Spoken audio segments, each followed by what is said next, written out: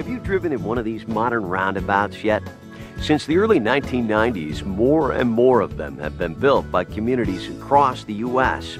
And today, after reviewing research and considering all options, local and state officials in Minnesota are choosing modern roundabouts too.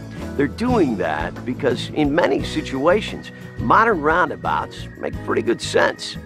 Because roundabouts don't have stop signs or stop lights, they reduce delays and harmful exhaust emissions. But the more important thing is that modern roundabouts are often safer than other intersections because of the way they're designed. Before we get into details, I think I should define the term modern roundabout. It refers to this type of intersection where drivers enter, go counterclockwise around a center island, and choose an exit.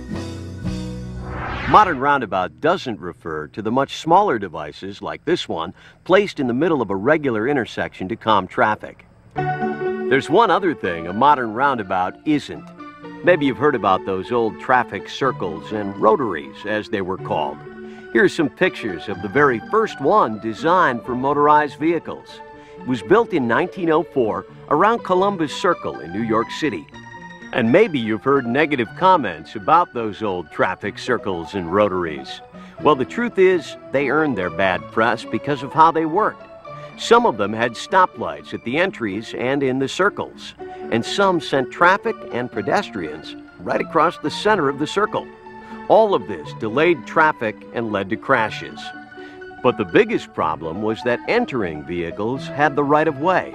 With heavy traffic, that could bring the entire traffic circle to a standstill. Well, that was then.